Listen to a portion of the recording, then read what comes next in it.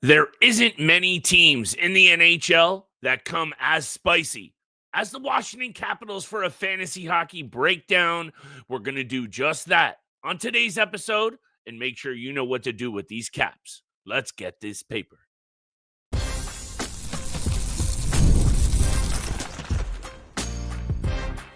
You're Locked On Fantasy Hockey, your daily podcast on fantasy hockey. Part of the Locked On Podcast Network, your team every day. It was a special year in Washington last season, Mr. Roden, but what do we do with these caps this upcoming year? Let's talk about it on the latest edition of the Locked On Fantasy Hockey Podcast. Shout out to everydayers holding us down, making us your first listen every single day. Today's episode is brought to you by our friends at FanDuel Sportsbook. Right now, new customers get that $150 in bonus bets if your first $5 wager hits. Shout out to the everydayers holding us down, making us their first listen every single day. Mr. Roden, what do you think about these caps? Last year might have been an overachieving moment. Top five, we're going to do it. What's your vibe on this team headed into next season? I like this team a lot from a fantasy hockey aspect. You know, I don't believe that they're going to be the top team in the Metropolitan Division once again. I don't believe they're going to put up 111 points. I still think they are a force to be reckoned with. And I have really liked what they have done over the last two seasons, bringing in some key guys to fill in those depth positions. And I think you can look to them. It definitely, when it comes to an advantageous schedule for the Washington Capitals, deep formats, streaming options on a week-to-week basis, I really do think guys like Connor McMichael, who I know you're a big fan of, Pierre-Luc Dubois, as well, Alexi Protas, who had a really good season. Those are going to be honorable mentions for me. It's really tough as well between John Carlson and Jacob Chychrun, who's going to be in the top five for those guys. For me, honorable mention goes to Chychrun. He just comes outside the top five as well. Again, streaming options in Rasmus Sandin and Matt Roy, Trevor Van Riemsdyk, Martin Fehervary. I really do believe there's a lot of value in these depth positions on the blue line and within the bottom six group for the Washington Capitals. At number 5 for me, I ended up going with Dylan Strome, and it really was back and forth between the 5th and 4th position. But I went with Dylan Strome just because of the lack of peripherals he brings. Again, only 150 shots last year, 53 blocks, 23 hits. It's all really good when it comes to the point production. 82 points in 82 games for Dylan Strome, a career high for him. He's never been there before. He's never gotten past 70 points in his career prior to this last season. So for those reasons, he comes at number 5. But again, I said it last year and I said it again. This is the type of guy who is exactly like Nicholas Backstrom. He's a playmaker at heart. He's a playmaker first. He's got great vision in the offensive zone. He rides shotgun with Alexander Ovechkin, which is an automatic assist and power play time for him. He's smart. He's slick. He's very valuable in those mid-tier rounds of your fantasy hockey draft. His stock value is trending in the right way. Again, career high 82 points, but I do believe because of those lack of peripherals, he just comes in at number 5 for me. This is a team that I can't help feel a lot of fantasy GMs out there, Steele, and check me if I'm wrong, are going to be a bit wary of what to do with all of these pieces, even right up at the top with Wilson and Ovi because of the magic chase last year. A whole bunch of players on this team having sensational season step-out years, best in their career type years. I still think they'll be there knocking on the door. I agree with you here on this take about what this team will do. However, I got Chychrun at 5. I know John Carlson is probably the safer play. I like this player in Jacob Chychrun. And when you look at what he does when he is on his game, and I know that sometimes can be streaky, he's a game changer. Also, I don't know what your take is on both these players being on the top power play unit. In Carlson and Chychrun, 20 goals, 27 assists last year. He still brings it on the peripheral side of things. We know the narrative of Jacob Chychrun is 1 year good, 1 year bad. Between the ears, he's found a good spot. This is a player that I think still holds value at the 5 spot on the team. Hit me with Jacob Chychrun when you bring up the Capitals' overall record last year, Steele, 111 points, 51 dubs, 22 losses. I don't think they're going to touch that again, so it's really hard for us to give a hard sell on a lot of these players. I like Jacob Chychrun. I'm going to put him at 5. I think a lot of this list is in flux, but hit me with your take on your 4 and 3 spot. Yeah, again, I don't believe they're going to be the top team in the Metro. I don't believe they're going to put up 111 points, but that doesn't mean that these players are going to fall down in their stock value and their fantasy value going into the season. Again, I like a lot of these players, and even the guys outside the top 5, like Protis, McMichael, and Dubois. They're going to bring tons of value to your fantasy hockey team. At number 4, I'm going with Logan Thompson. He had a spectacular season his first year in Washington, 31-6-6 record, 2 shutouts, a .910 save percentage, a 2.49 goals against average. He has been as steady as they come throughout his 3-4 years in the National Hockey League. He's been consistently putting up somewhere between .910 and a .915 save percentage, anywhere between a 2.49 and a 2.770 goals against average. He's just been very rock solid when he's in the paint. And this is back-to-back seasons now for Logan Thompson, putting up 40-plus games played. And he's quietly just become an elite starter. He's the new kid in town. He's the number 1 guy, in my opinion. Again, 30-plus wins, 250 sub goals against average, a shiny new contract, which, again, gives him what he wants. He's found his forever home, in my opinion. And what he was able to accomplish this last season was, again, a little bit exceeded. I don't believe it's going to happen again. That's why I have him at number 4. He could be higher on your list. I believe he is ranked number 61st, number 61 on Matt Larkin's top 300 daily faceoff fantasy ranking. I believe that's a little too high. I would maybe wait until he falls closer into the 8th or 9th round. Again, I just don't expect him to put up another. I do expect 30 wins, but I don't expect him to only have 6 losses and 6 ties, maybe a few more shutouts on the record as well. He comes in at number 4 for me. Comes in at 51st on NHL.com's top 200. So it's too high in my opinion. Yeah, that one is definitely high, but I'm going to stick to my guns on the value of goaltenders on good teams. You already broke down Dylan Strome. He comes in at 4 for me. The progression from this player is something that I think needs to be given some credit, Steele. You've been on Dylan Strome. The peripherals aren't there. You covered that. But when you go 65 points, 67 points, and then 82 points, and you're 27 years old, I want to pay attention fantasy-wise. I would like to think then you're going to see a repeated 80-point season, and to me, there's a ton of value there. I don't need to sell you on that. I look at the rest of this division, and I got questions, Steele. Look at the rest of the Eastern Conference. I got more. Let's talk about the rest of this team's top 3 targets. Big question marks headed into next season. Not about the rest of this week. Keep it tapped. Friday episode, the finish of our breakdown, Winnipeg Jets. And we're back next week, baby. Today's episode is brought to you by our friends at FanDuel Sportsbook. Summer sports are in full swing. Whether you're under the baseball lights, on the green, or high-stakes soccer action, FanDuel is the best way to make every game even more exciting. Get in on the action. Make it more thrilling right now with FanDuel. Your friends are getting sunburn on the beach, and you're making cash on the FanDuel app. Steele and I are all about those same-game parlays. Even in the offseason, we're stacking this paper. New to FanDuel, new customers can bet $5 and get $150 back in bonus bets. If that bet hits, open FanDuel today and go to FanDuel.com to get started.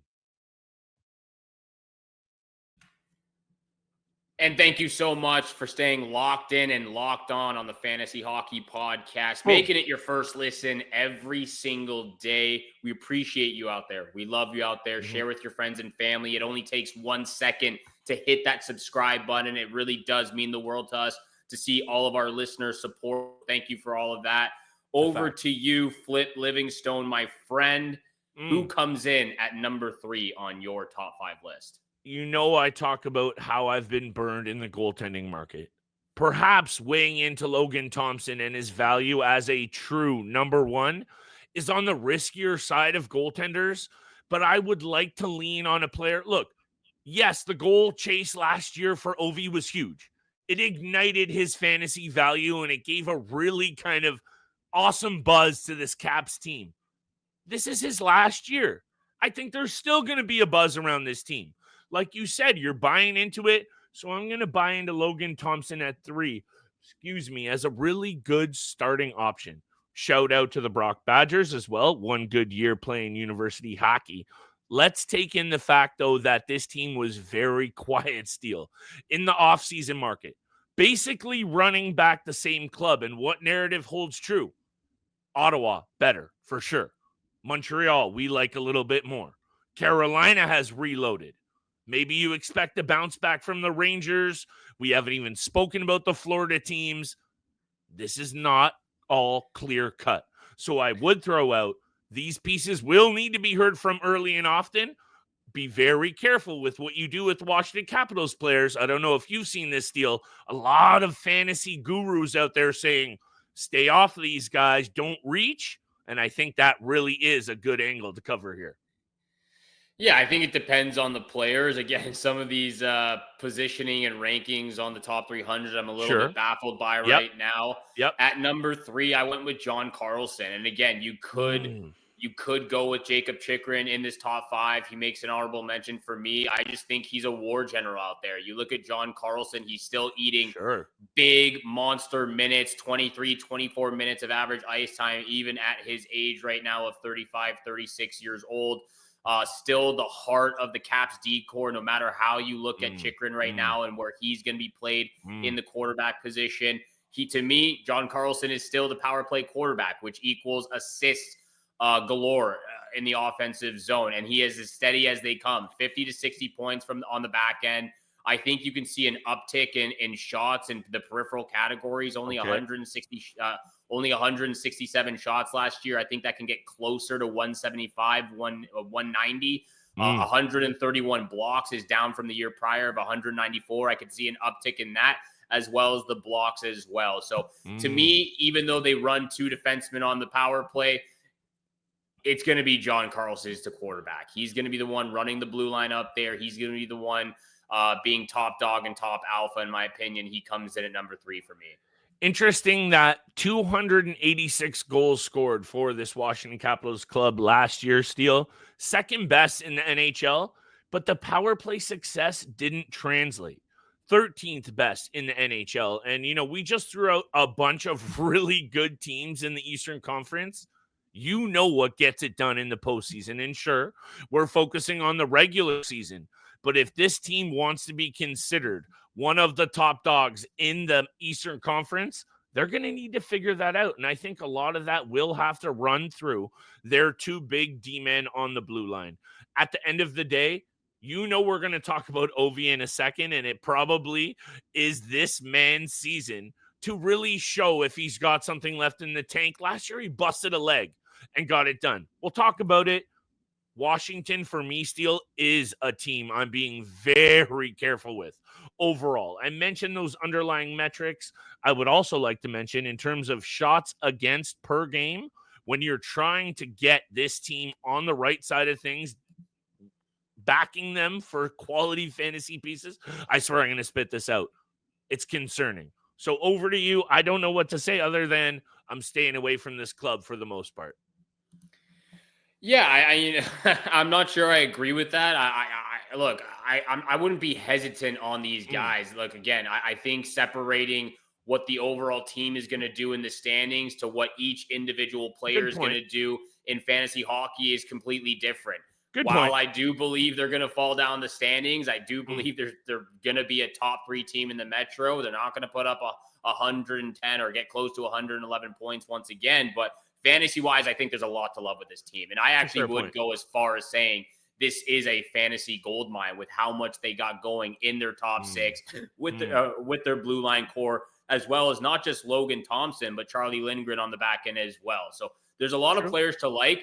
Again, I'm not going to say reach on them. I wouldn't. Like I said with Logan Thompson, I would actually let him slide down to the 8th or 9th round if that's where you're drafting your first or second goaltender potentially. And yeah, maybe a guy like Tom Wilson for me who comes in at number 2. This is specifically a guy that you don't want to reach on. First ever season of putting up 30-plus goals. He's been a perennial 20, 25 goal scorer throughout his entire NHL career. But when it comes to banger league formats, when it comes to these deep formats, he was probably the most valuable draft pick last season. He was a top 15 fantasy hockey player in our drafts in the banger leagues. He brings the hits. He brings the physical aspect. You can pretty much guarantee 95% of the time he's going to put up 100-plus penalty minute season. You can guarantee he's going to put up close to or even more than 200-plus hits with 70-plus blocks, with over 170 shots on net as well. And while I do believe his shooting percentage and his goal total will take a little bit of a dip this next season, again, a career-high 65 points for Tom Wilson this last year, that's probably going to fall down more closely to 55, 60 points. There's going to be a slight decrease in that point production. I think he is an absolute gold mine out there when it comes to banger leagues. You want chaos? Wilson is chaos. He absolutely embodies that description to a T. He's a wrecking ball out there. He's still smashing bodies. He's racking up hits. He's scrapping. Again, perfect for the multi-cat leagues, hits, penalty minutes, and points. A player that I also know was key to your own success in stacking a little bit of cash in your own pocketbook. 19.5 shooting percentage on a career high before 11.9. So yes, similar theme to most of these players, I would say, Steele, but he is the prototypical power forward that you and I just mentioned the other day. If you can somehow accumulate 1 or 2 of these kinds of players, you're looking at a categorical fantasy team beast. Shout out to you. Shout out to him too for bouncing back in a very big way. This player is built for success in terms of when he stays in the lineup, he makes a difference at both ends of the ice. Physically, 233 hit steal is something you pay attention to in a very big way, regardless of all of the narratives that you and I have described in terms of the regression, overachieving, all of that doesn't really matter if they still bring it next season. Is there a lot of question marks? Doesn't matter. You got it. Get a piece of this Washington Capitals club. And let's talk about their number 1 man steal right after this break. The great one, Alex Ovechkin, of course, comes in at the number 1 position. Can he put up another stellar year fantasy hockey-wise? Flip and I will discuss this once again when we come back from the Locked On Fantasy Hockey Podcast.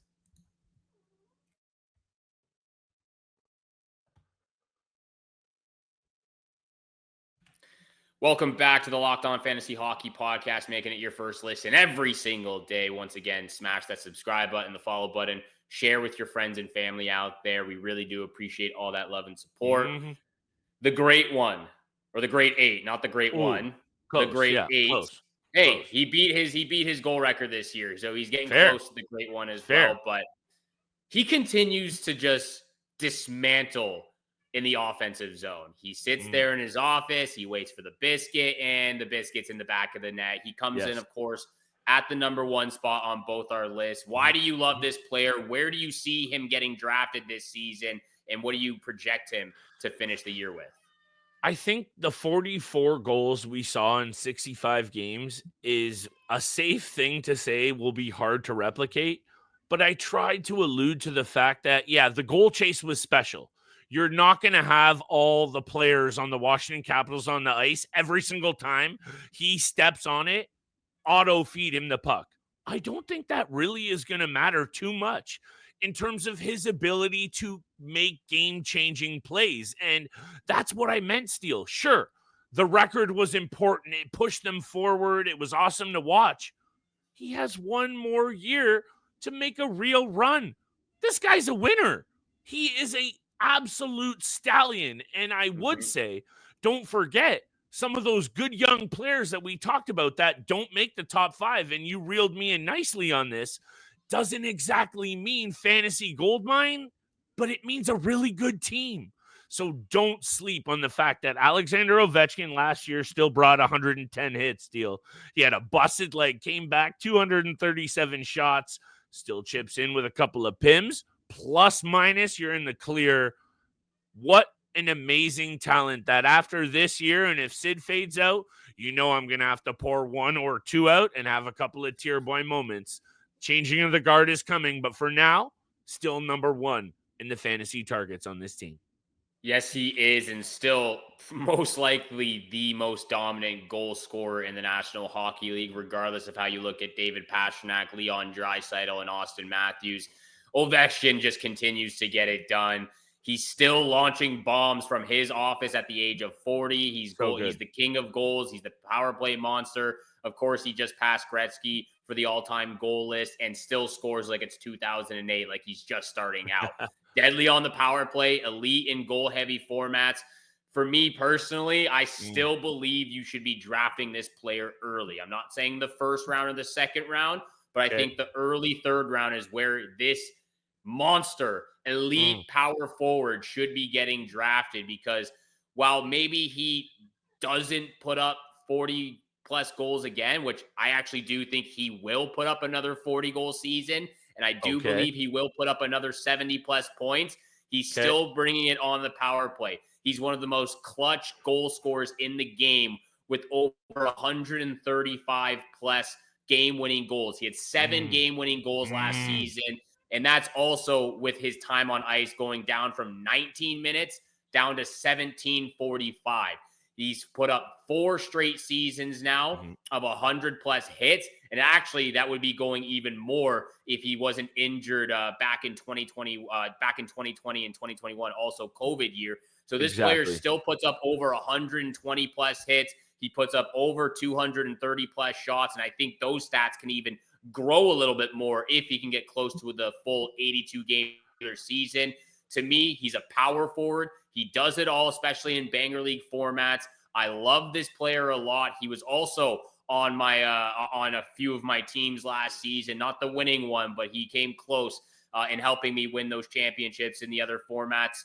Alex Ovechkin, number 1 on my list. I'm projecting him for 70 plus points, 40 plus goals, and I'm going to take him as early as the 3rd round. And you know, I love to give you your flowers on this podcast. Hey, if not for you, Steele, then we might be looking a little dodgy in terms of our track record. You said to me last year, I'm not giving up on this guy. There's no way. And some GMs have, and I do understand you have to kind of predict that downfall. We've talked about it with Sid. Hasn't happened yet either. You stuck to your guns on this guy, and he was a big reason why on a couple of your squads, you either won or you were right there. So perfect indication of you need to know what's going on with these clubs. Perfect indication of knowing you got to stay tapped to the pod. Love talking about this. Winnipeg Jets on Friday to finish this off. Finally wrapping up the top 5 targets list. But just because we're done with this topic, we've got so much more content coming to you next week on the Locked On Fantasy Hockey podcast. So make sure you're staying tuned in and locked in. Thank you so much for making it your first listen every single day. We appreciate you out there. We love you out there. For any of your summer bets, let us know how it's going in the comment section below on the YouTube channel. We really want to see what you've been cooking up this summer, because we will have a few things cooking up in the start of September with some of our bold predictions, our predictions and best bets for the entire season long term. So make sure you're staying tuned in. We appreciate you out there, and we'll see you next time. Peace.